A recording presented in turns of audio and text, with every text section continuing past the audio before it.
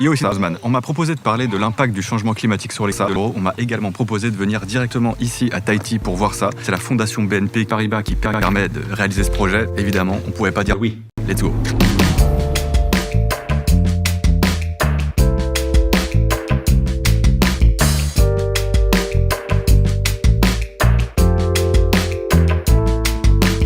On est en plein milieu de l'océan Pacifique à Tahiti et on se dirige vers la grande... Derrière nous, c'est Moorea.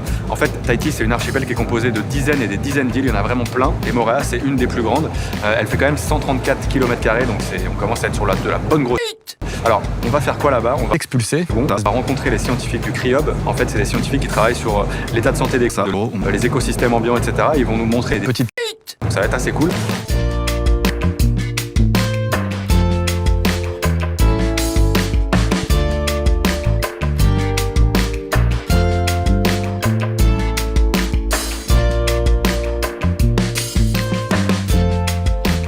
Ça y est, on est bien arrivé à Moorea, c'est assez ouf et joli ici. Alors, nous, dans cette vidéo, on va s'intéresser à l'impact du changement climatique sur le salaud. Mais avant de démarrer, je pense que c'est important de comprendre et de savoir ce qu'est un salaud. Parce qu'on a tous en tête l'image de la mer déchirée. Mais qu'est-ce que c'est réellement? En fait, c'est un être vivant. En fait, ce sont des petits animaux qui vivent en assemblage. Donc, lorsque l'on voit ces photos, on a en face de soi plein de salauds. On fait en plein d'espèces différentes. Et des espèces de salauds, on a pas mal, plus de 800. Ici, en Polynésie, les récifs coralliens forment un écosystème hyper riche et super important. Il y a beaucoup d'espèces aquatiques qui vivent avec les petites mers et donc forcément quand les coraux vont pas bien, ça pose des problèmes à plusieurs échelles. Alors pour les écosystèmes ambiants, les poissons, etc. Mais également chez les humains, avec notamment des problèmes de pêche, ce qui pèse beaucoup ici, mais également des problèmes de santé liés à des mers malades. Alors, pour qu'il aille bien, qu'il soit tout pimpant, plein de couleurs, etc., il a besoin d'une petite algue avec laquelle il vit en symbiose et qui va leur apporter le gros de leur énergie nécessaire pour vivre. Alors, quand ils l'ont, a priori, tout va bien, ils sont au calme, pas de soucis, pas de problème. Le problème, c'est lorsque cette algue est expulsée, c'est là que les problèmes arrivent. En fait, ils vont rentrer dans une phase de pause et ils vont commencer à blanchir. Le fameux blanchiment des mers, là, c'est un petit peu plus problématique. En fait, il suffit simplement d'un petit problème, je vous le donne en mille. En fait, il suffit que la mer augmente d'1 ou 2 degrés niveau température pour que la réponse des coraux soit l'éjection de cette petite algue. En fait, ils l'éjectent pour rétablir leur métabolisme.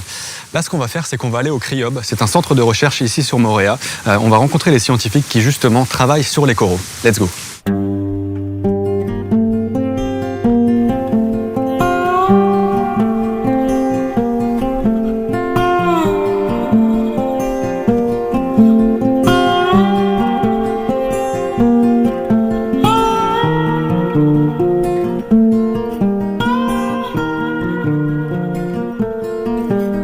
Valeriano, salut.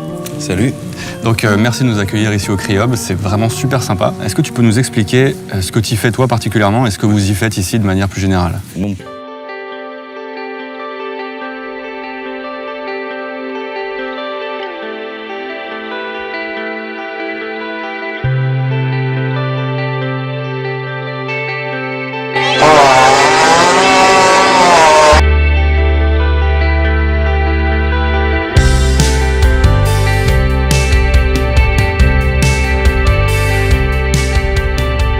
Et quant à moi, je vous dis à très bientôt, à la prochaine. Ciao.